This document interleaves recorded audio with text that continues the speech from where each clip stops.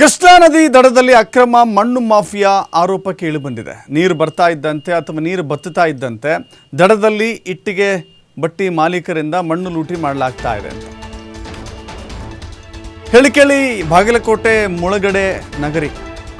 ಈ ಮುಳುಗಡೆ ನಗರದಲ್ಲಿ ಇಂಥ ಕೆಲಸಗಳು ಸರ್ವೇ ಸಾಮಾನ್ಯ.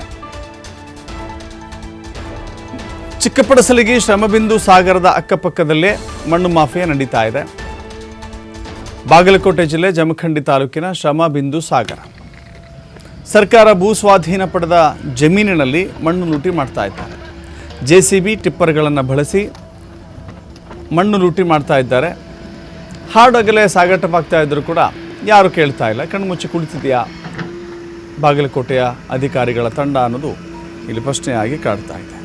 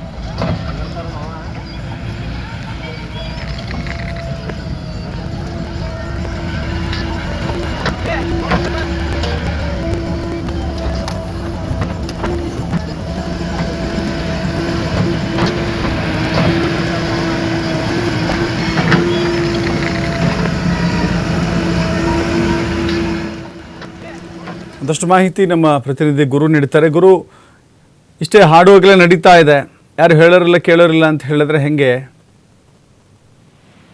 ಖಂಡಿತ. ಯಾಕಂತಂದ್ರೆ ಕಳೆದ 1 ವರ್ಷಗಳಿಂದ ಸಾಕಷ್ಟು ರೀತಿ ಇಲ್ಲಿ ಕೃಷ್ಣಾ ನದಿಯ ತೀರದಲ್ಲಿ ಸಾಕಷ್ಟು ಅಕ್ರಮ ಎಸಗುವಂತ ಘಟನೆ ಬೆಳಕಿಗೆ ಬಂದಿರುವಂತದ್ದು. ಪ್ರಮುಖವಾಗಿ ಜಮಖಂಡಿ ಭಾಗದಲ್ಲಿ ಅತಿ ಹೆಚ್ಚು ಇಟ್ಟಿಗೆ ಬಟಿಗಳನ್ನ ಮಾಲೀಕರು ಈ ರೀತಿಯಾಗಿ ಅಕ್ರಮ ಎಸಗುತ್ತಿರುವ ಘಟನೆ ನಿನ್ನೆ ತಾನೇ ಬೆಳಕಿಗೆ ಬಂದಿರುವಂತದ್ದು. ಸದ್ಯ ಈಗಾಗಲೇ ತಹಸೀಲ್ದಾರ್ ಅವರಿಗೆ ಕರೆ ಮಾಡಿ ಫೋನ್ ಮುಖಾಂತರ ಹೇಳಿದ್ರು ಕೂಡ ಇಲ್ಲಿವರೆಗೂ ಕೂಡ ಯಾವುದೇ ರೀತಿ ಪ್ರಕರಣ ಆಗಿಲ್ಲ ಅಂತಕ್ಕಂಥ ಮಾಹಿತಿಯನ್ನ ಅಲ್ಲಿ ತಹಸೀಲ್ದಾರ್ ನೀಡ್ತಾರೆ. ಆದ್ರೆ ಕೃಷ್ಣಾ ನದಿ ಪಕ್ಕದಲ್ಲಿ ಇರ್ತಕ್ಕಂತ ಶ್ರಮಬಿಂದು ಸಾಗರ ಪಕ್ಕದಲ್ಲೇ ಈ ರೀತಿಯಾಗಿ ಅಕ್ರಮ ಎಸಗಿರುವಂತ ಘಟನೆ. ಅಂದ್ರೆ ಈಗಾಗಲೇ ಕೃಷ್ಣಾ ನದಿ ಪಕ್ಕದಲ್ಲಿ ಇರ್ತಕ್ಕಂತ ಜಮೀನುಗಳನ್ನ ಈಗಾಗಲೇ ಭೂ ಸ್ವಾಧೀನ ಮಾಡಿಕೊಂಡಿರುವಂತದ್ದು.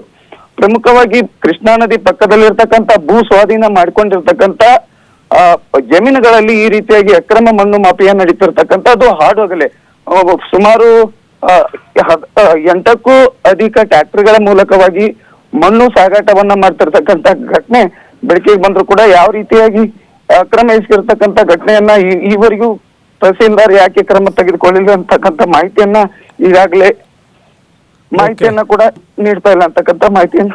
Okay, thank you.